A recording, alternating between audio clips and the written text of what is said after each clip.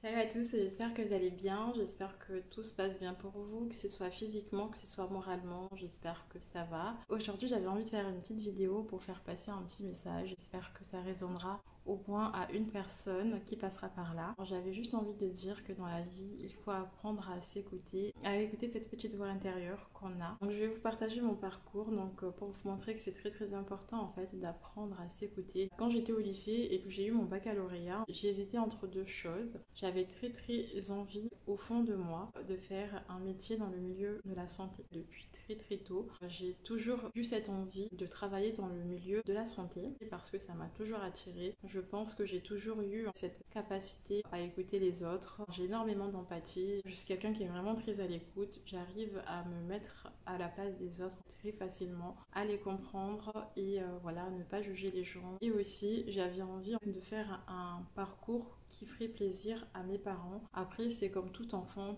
a envie de faire plaisir aux parents, que leurs parents soient fiers. Je voulais en fait que mes parents soient fiers de moi et donc je ne me suis pas écoutée. J'ai tout simplement préféré faire le choix qui pourra faire plaisir à mes parents, surtout à mon père. Je voulais qu'il soit fier de sa fille. Donc j'ai tout simplement décidé d'aller vers la faculté de droit. J'avais fait ce choix-là uniquement pour que mon père soit fier de moi, mais c'était pas ce que je voulais faire vraiment au fond de moi. Ça ne me ressemblait pas du tout, ça n'allait pas du tout avec ma façon d'être, ma façon de penser, mais pourtant c'était juste la fierté de mes parents que je recherchais. C'est pour ça que j'ai su partir vers la faculté de droit. Pour tout vous dire que même mon intuition, mon instinct, je sais qu'il y en a qui vont paraître ça bizarre, mais quand j'allais m'inscrire à cette faculté, la veille, j'avais rêvé que j'ai échoué à la faculté de droit. Ça peut paraître bizarre pour certains, mais j'ai tout simplement vu mes notes de fin d'année alors que j'allais m'inscrire à la fac. Je n'ai même pas commencé l'inscription. Pourtant, je n'avais même pas encore commencé l'année et j'ai vu que j'avais complètement échoué mon année. Ça m'a paru bizarre, j'en ai parlé à l'époque à une très bonne amie à moi qui, après comme toute amie, m'a juste rassurée, qui m'a dit c'est rien, ce n'est qu'un rêve, faut pas faire attention à ça. Et donc l'année passe et c'est vrai que avec les cours, tout ça, je n'avais aucune envie de travailler, mais zéro motivation. Finalité, c'est que à la fin de l'année, j'ai échoué mon année, j'ai complètement raté mon année. Et ensuite, j'ai voulu arrêter, mais encore une fois, voilà, je ne m'écoute pas, j'écoute encore une fois la décision de mes parents. Je continue ma deuxième année, toujours en première année bien sûr, et l'année se répète. J'échoue encore une fois cette année-là. Après ces échecs, je me suis dit qu'il serait temps que je pense à faire autre chose qui me ressemble, qui me convient, mais je n'osais pas parce que voilà, pour faire ce que je suis aujourd'hui, donc je suis aide-soignante, et à cette période, je me suis toujours dit que comme c'est un concours, je n'allais jamais l'avoir. Déjà parce que j'ai raté mes années à la fac et donc je me suis sentie vraiment très nulle. Ça m'a fait perdre encore plus confiance en moi et donc je me suis dit qu'il n'y a aucune chance que je réussisse mon concours d'aide-soignante à l'époque. Donc je pensais comme ça. Mais au fond de moi, je savais que c'était ce que je devais faire et finalement comme j'allais arrêter la fac, je suis partie chercher un travail. Quand j'ai passé l'entretien avant de rentrer chez H&M, puisqu'après la fac, je suis partie travailler un petit peu chez H&M et je l'ai dit en fait au directeur que mon objectif c'est de travailler à l'hôpital. Et pendant que je travaille à H&M, je rencontre une collègue de travail et cette collègue de travail me dit que sa sœur était en train de passer le concours parce qu'elle voulait être aide-soignante. Je me suis dit ah c'est un signe en fait. Et du coup grâce à cette collègue de travail où j'ai eu cette conversation, c'est là que je me suis dit allez écoute-toi, t'as toujours eu envie de faire ça, va te renseigner pour faire ton concours. Et franchement je suis passée à une faculté où j'avais vraiment que des très mauvaises notes, ou dans le milieu de la santé où j'ai passé mon concours, je n'ai même pas fait de prépa. Là, j'ai préparé quand même mon concours seul à la maison pendant mes jours de repos. Pourtant, je suis sortie avec 18 de moyenne. Donc j'étais tout le temps motivée, j'avais hyper envie d'apprendre durant toute la durée de ma formation. Ma motivation, franchement, n'a rien à voir par rapport à quand j'étais à la faculté de droit où je n'avais aucune motivation. Alors que là, dès que je finissais les cours, je travaillais tout de suite mes cours. Ça a été comme ça tout le temps jusqu'à l'obtention de mon diplôme. Et c'est là que j'ai envie de dire, il faut écouter sa petite voix intérieure.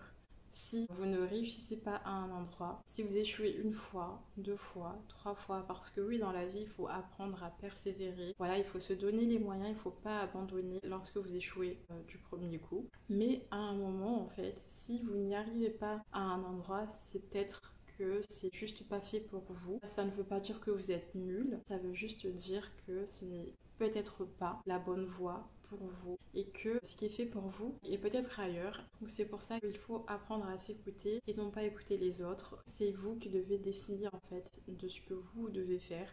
Parce que nous avons tous une mission de vie, nous avons tous une mission sur cette terre et c'est vous qui êtes mieux placé pour aller vers le bon chemin qui vous est destiné. Donc c'est pour ça qu'il ne faut pas que écouter ce que les gens vous disent parce que les gens ne vous connaissent pas à 100%. Je pense qu'on est les mieux placés, nous-mêmes, on est les mieux placés pour faire ce qu'on est venu faire sur cette terre. Et aussi, si vous échouez, ça ne veut pas dire que vous êtes nul. Les signes qui doivent vous alerter que vous n'êtes peut-être pas sur le bon chemin, c'est que vous n'avez aucune motivation, vous n'avez aucune envie, vous n'y arrivez pas, même en faisant des efforts. C'est juste que des fois, vous n'êtes pas sur le bon chemin et que peut-être qu'il serait temps de changer de chemin, de changer de voie et de vous poser et de vous dire voilà, qu'est-ce que j'aime vraiment, qu'est-ce qui m'anime, qu'est-ce qui me fait vibrer, qu'est-ce que j'aime vraiment au fond de moi, cette petite voix intérieure. Je suis sûre que beaucoup l'ont déjà entendu mais qui n'osent pas parce que soit elles n'osent pas par manque de confiance,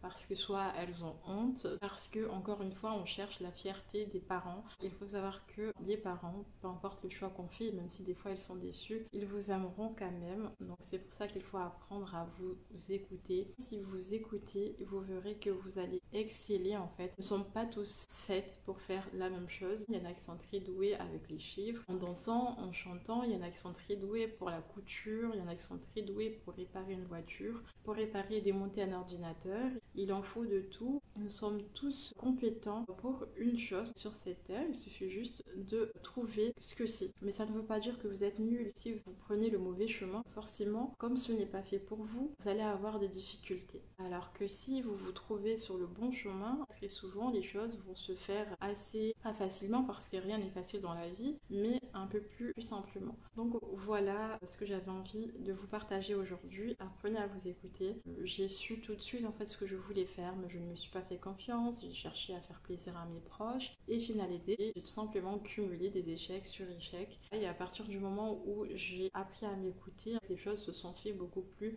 simplement.